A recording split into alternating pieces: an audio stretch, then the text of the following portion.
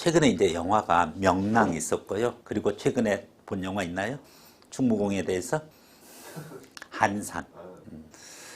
한산 촬영할 때 실질적으로 배는 바다에서 촬영한 건 없습니다. 다 컴퓨터 그래픽이에요. 명랑은 촬영이 실질적으로 바다에서 이루어졌는데. 자, 이순신 장군 23전 23승 신화다. 자, 그렇게 됐었을 때 이순신 장군이 보여준 리더십의 핵심은 무엇이냐 이거예요. 그의 업적으로부터 후대에 배워야 될 점은 무엇인지 확실한 논제를 가지고 얘기를 해야 돼요.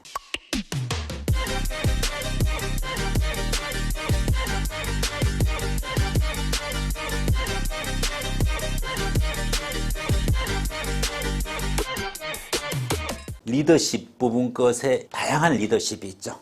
리더십의 유형에 따라서 목표를 중심으로 하는 목표 지향형 리더십, 또 자기가 먼저 희생하는 희생형 리더십, 살신성인형 리더십, 부하들과 소통을 잘하는 소통형 리더십, 먼저 시범을 보이는 솔선수범형 리더십.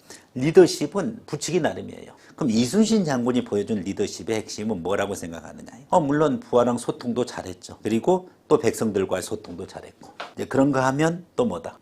스스로 자기 자신에게 강하고 그리고 후덕하게 부하들을 이렇게 감싸주는 어떤 외유내강형, 외적으로는 유하고 내적으로는 강한, 자기 기준으로 이순신 장군의 리더십의 핵심을 얘기해주면 되는 거예요. 근데 우리가 배워야 될 점은 무엇인가? 그렇죠?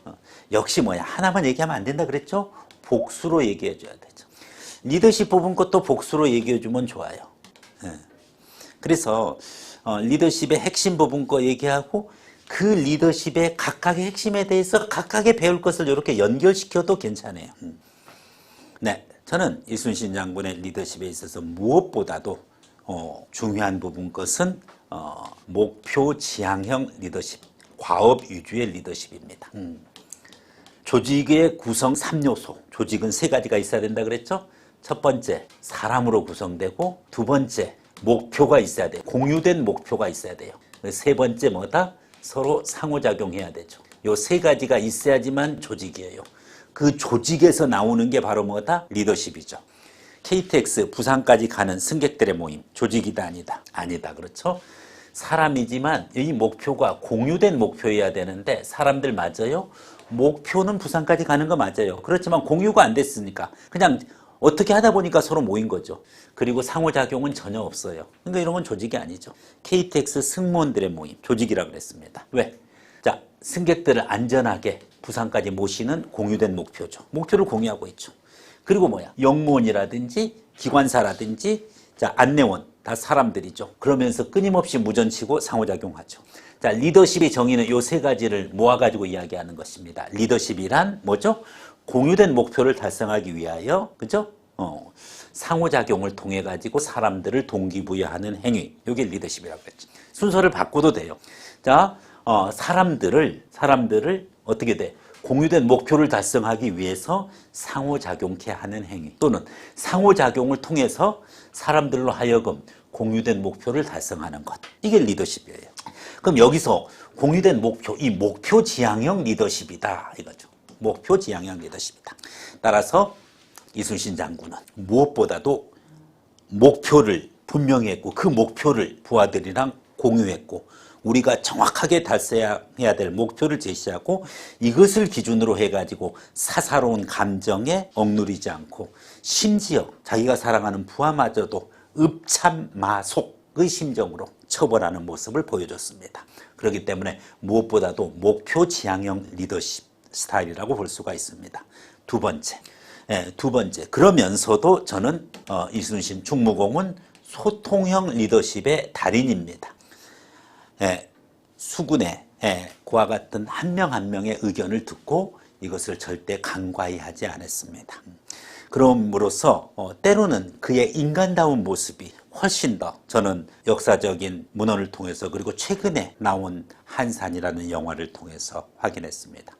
명랑에서의 그의 목표 지향형 모습이 보였다라고 하면 이번 한산이라는 영화에서 저는 소통형 리더십을 알 수가 있고 그리고 충무공의 인간됨을 알 수가 있었습니다. 자, 그의 업적으로부터 후대에 우리가 배워야 될 점에 대해서 말씀드리겠습니다. 무엇보다도 그의 리더십에 따른 후대가 배워야 될 내용입니다. 목표 지향형 리더십은 최근에 우리 사회에서 가장 필요로 하는 요소입니다. 일부 정치인들은 자신의 사사로운 정 때문에 많은 우를 범하는 리더로서의 모습에 많이 상처가 되는 모습을 보여주고 있습니다. 자신과 아는 사람을 고용한다든지 목표라기보다도 정에 의해서 움직인다든지 관계에 의해서 움직이는 그런 모습은 우리가 결코 바람직한 모습이 아닙니다. 충무공의 모습을 생각하면 철저하게 목표 위주고 공과 사를 구별할 수 있어야 되겠습니다. 두 번째, 소통형 리더십입니다. 최근 국가 지도자도 불통이다라는 이미지가 있는데 그건 바람직스럽지 않습니다.